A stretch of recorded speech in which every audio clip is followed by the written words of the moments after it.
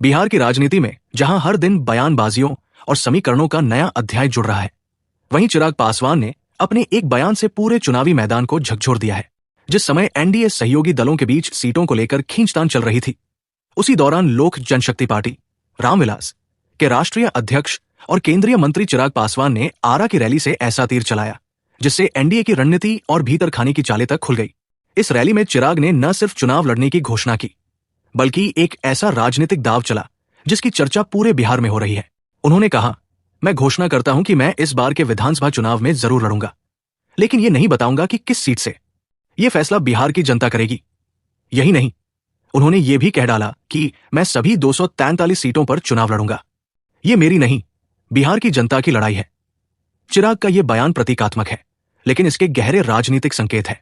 इस बयान के कई स्तरों पर मतलब निकाले जा रहे हैं। पहला तो यही कि चिराग ने अपनी पार्टी को पूरी तरह से चुनावी मूड में डाल दिया है। दूसरा, उन्होंने ये जता दिया कि उनकी पार्टी अब केवल सहयोगी दल की भूमिका तक सीमित नहीं रहना चाहती, बल्कि निर्णायक भूमिका निभाने को तैयार है। तीसरा, उन्होंने एनडीए में सीटों की मांग को लेकर अपनी स्थिति साफ कर दी है कि वे झुकने वाले नहीं हैं। आरा की यह रैली केवल एक भाषण नहीं थी, बल्कि एलजेपी रामविलास की पुनर्जन्म रैली कही जा सकती है। वहां जुटी भीड़, स्लोगनियरिंग और कार्यकर्ताओं का जोश ये बताने के लिए काफी था कि चिराग अब फिर से बिहार की राजनीति में अपनी मौजूदगी दर्ज करा चुके हैं। 2020 के विधानसभा चुनाव में एनडीए से अलग होकर उन्होंने जो नुकसान उठाया था, वो उन्हें आज और ज्यादा राजनीतिक परिपक्व बना चुका है। उन्होंने अपनी रैली में विशेष रूप से यह स्पष्ट किया कि वे किसी आरक्षित या सुरक्षित सीट से चुनाव नहीं लड़ेंगे, बल्कि जनता जो तय करेगी वो वहीं से मैदान में उतरेंगे। इस बयान को उनकी मुख्यमंत्री बनने की इच्छा के रूप में देखा जा रहा है।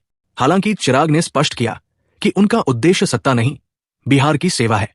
लेकिन राजनीतिक विश्लेषकों की माने तो ये सीधा संकेत है कि वे अब सिर्फ गठबंधन का हिस्सा बनकर नहीं रहना चाहते, बल्कि अपने नेतृत्व की स्वीकार्यता को स्थापित करना चाहते हैं।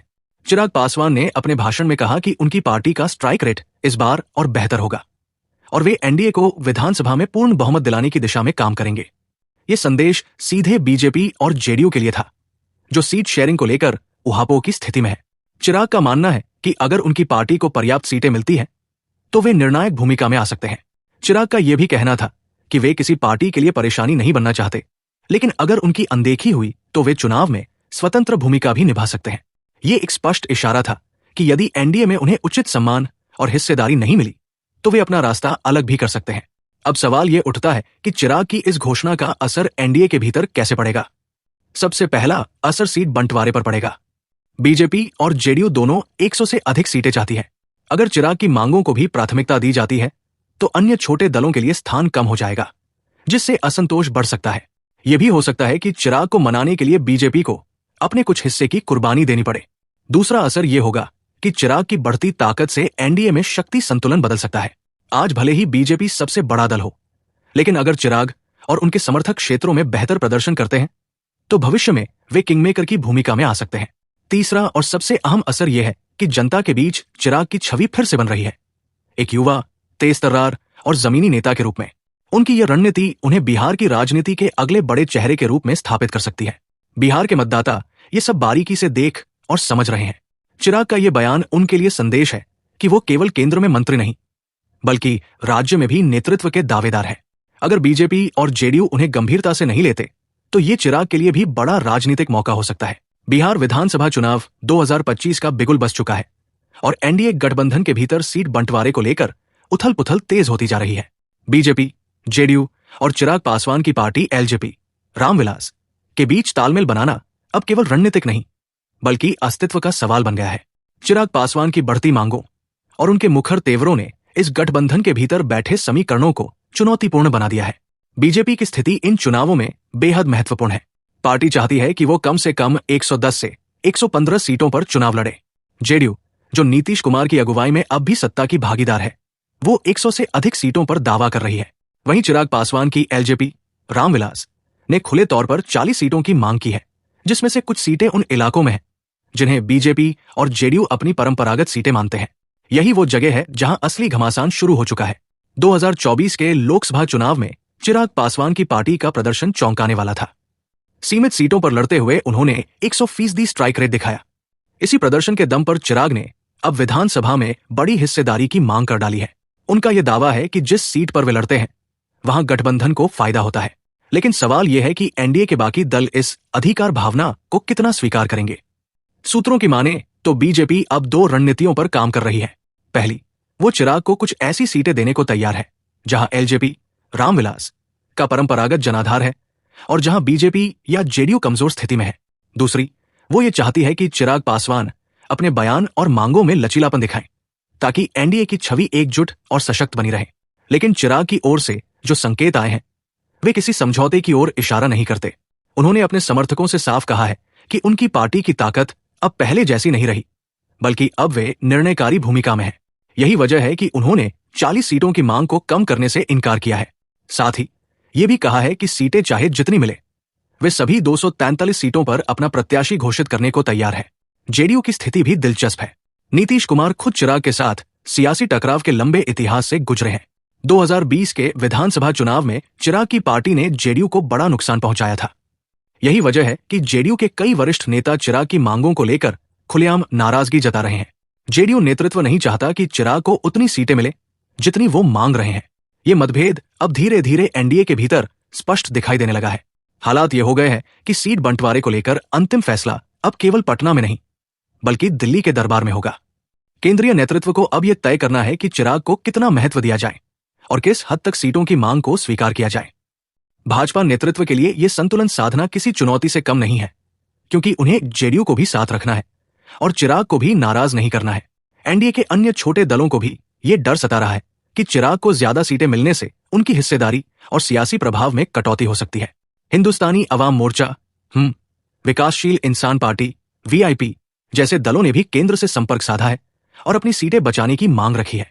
इस जटिल परिदृश्य में एनडीए का सीट बंटवारा एक तगड़े सियासी संकट का रूप ले चुका है। एक तरफ बीजेपी को गठबंधन को एकजुट रखना है, दूसरी ओर उसे चिराग की बढ़ती लोकप्रियता और जेडीयू की पारंपरिक पकड़ के बीच संतुलन बनाना है। ये स्थिति बताती है कि अगला चुनाव केवल महागठबंधन बनाम एनडीए नहीं होगा, बल्कि ये एनडीए के भीतर भी ताकत के नए समीकरणों और नेतृत्व के संघर्ष की परीक्षा बन चुका है। अगर ये संकट समय रहते नहीं सुलझा तो चिराग पासवान की पार्टी अलग राह भी पकड़ सकती है, जिससे एनडीए के चुनावी समीकरण और भी जटिल हो सकते हैं। और अगर एनडीए इसे सुलझा लेता है तो ये उसकी रणनीतिक सूझबूझ और नेतृत्व की परिपक्वता का प्रमाण होगा। बिहार विधानसभा चुनाव 2025 केवल राजनीतिक दलों की रणनीतियों या गठबंधन की मजबूती का खेल नहीं रह गया है। अब यह चुनाव जनता की उस गूढ़ समझ का इम्तिहान बन चुका है जो जातीय संतुलन, स्थानीय चेहरा और विकास के वादों को तौलने में बेहद दक्ष है। इस बार जनता की भूमिका निर्णायक होगी, क्योंकि उसने न सिर्फ नेताओं को देखा है बल्कि उनकी विफलताओं और वादा खिलाफी को भी नजदीक से महसूस किया है। बिहार की राजनीति में जातीय समीकरण हमेशा से अहम रहे हैं, लेकिन अब जनता केवल जाति नहीं, कामकाज और छवि के आधार पर भी फैसला कर रही है। यही कारण है कि इस बार सिर्फ जाति से किसी उम्मीदवार को जीत मिल जाए ये अब पूरी तरह संभव नहीं है। गांवों से लेकर शहरों तक अब हर वर्ग का मतदाता ये देख रहा है कि उनके नेता ने उनके लिए क्या किया है और उनकी समस्याओं को कितनी गंभीरता से लिया गया है। एनडीए की बात करें तो उसका सबसे बड़ा चेहरा प्रधानमंत्री नरेंद्र मोदी है, जिनकी लोकप्रियता अब भी एक बड़ा फैक्टर बनी हुई है। लेकिन विधानसभा चुनाव में स्थानीय मुद्दे और स्थानीय नेतृत्व अहम होता है, और यही वो जगह है जहां बीजेपी को नीतीश कुमार और चिराग पासवान के बीच संतुलन बनाना है। नीतीश कुमार की छवि एक अनुभवी प्रशासक की है, लेकिन हाल के वर्षों में उनके प्रति जनमत में ठहराव आया है। वहीं चिराग पासवान युवा और आक्रामक नेता के तौर पर उभरे हैं, जिनकी बातों में युवा वर्ग को उम्मीद दिखाई देती है। महागठबंधन की ओर रुख करें तो आरजेडी के नेतृत्व में विपक्ष भी पूरी तरह चुनावी मोड में है। तेजस्वी यादव अपनी सधी हुई राजनीति से युवा और अल्पसंख्यक मतदाताओं को जोड़ने की कोशिश कर रहे हैं। उनके द्वारा किए गए रोजगार और शिक्षा के वादे युवाओं के बीच चर्चा का विषय बने हुए हैं। कांग्रेस, वामदल और अन्य छोटे दलों के साथ मिलकर वे भी जातीय समीकरण साधने की कोशिश में हैं। लेकिन इन सबके बीच जो सबसे अहम बात सामने आती है वो है जनता की चुप्पी। बिहार की जनता इस बार चुप है, लेकिन इस चुप्पी में बहुत कुछ छिपा है। गांवों में किसानों से लेकर शहरों में युवाओं तक हर कोई चुनाव को लेकर सजग है। वे जानते हैं कि सिर्फ जाति का कार्ड खेलने वाले नेताओं की साख अब बची नहीं है। जनता इस बार वोट की चोट उन पर करना चाहती है जिन्होंने चुनाव जीतने के बाद 5 साल तक जनता से दूरी बना ली। इस बार महिलाएं भी बड़ी भूमिका निभा सकती हैं। राज्य में महिला मतदाताओं की संख्या लगातार बढ़ी है और वे शिक्षा, स्वास्थ्य, सुरक्षा जैसे मुद्दों पर खासा ध्यान दे रही है। एनडीए सरकार ने शराबबंदी और महिला सशक्तिकरण जैसे मुद्दों को लेकर अभियान चलाया है, लेकिन इसका असर कितना गहरा है ये चुनाव परिणाम बताएंगे। चुनाव के दौरान चेहरा भी बड़ा मुद्दा बनता है। इस बार बीजेपी के पास केंद्रीय नेतृत्व के नाम पर मोदी है, जेडीयू के पास नीतीश है और एलजेपी रामविलास के पास चिराग पासवान। वहीं आरजेडी के पास तेजस्वी यादव है, जिनका युवा चेहरा और चुनावी भाषा काफी प्रभाव छोड़ रही है। अब यह जनता पर है कि वो किस चेहरे को अगले 5 वर्षों तक देखना चाहती है। गठबंधन की मजबूती भी इस चुनाव में कसौटी पर है। एनडीए के भीतर चल रही अंदरूनी खींचतान, सीट बंटवारे को लेकर असहमति और चिराग की बढ़ती मांगे बताती है कि अब एकजुटता केवल नाम की रह गई है। वहीं महागठबंधन भी पूरी तरह एकजुट नहीं है। कांग्रेस की भूमिका पर सवाल है, वाम दलों का प्रदर्शन सीमित है और क्षेत्रीय स्तर पर छोटे दलों की स्थिति स्पष्ट नहीं है। ऐसे में जनता ये तय करेगी कि किस गठबंधन में स्थिरता है और कौन सरकार चलाने के लिए ज्यादा सक्षम है। इस बार सोशल मीडिया भी बड़ा फैक्टर बना है। चिराग पासवान, तेजस्वी यादव जैसे युवा नेता इसे बखूबी इस्तेमाल कर रहे हैं। फेसबुक, एक्स, ट्विटर, इंस्टाग्राम और यूट्यूब पर उनके वीडियो, पोस्ट और भाषण लाखों तक पहुंच रहे हैं। इससे वे सीधे मतदाताओं के मन में जगह बना रहे हैं। अब जब चुनावी बिगुल बज चुका है और नामांकन की प्रक्रिया करीब है, तो ये देखना दिलचस्प होगा कि जनता किसे अपना मत देती है। चिराग पासवान की महत्वाकांक्षा, बीजेपी की सियासी सूझबूझ, नीतीश की अनुभवपूर्ण राजनीति और तेजस्वी की युवा अपील, इन सब के बीच जनता अपनी चाबी किसे सौंपती है, यही असली लोकतांत्रिक परीक्षा होगी। बिहार की धरती अब तैयार है एक और निर्णायक चुनावी रणभूमि के लिए, जहां वोट की ताकत से लिखा जाएगा अगला 5 वर्षों का भविष्य। सियासत गर्म है, समीकरण सक्रिय है और जनता मौन होकर भी सबसे ज्यादा सक्रिय है।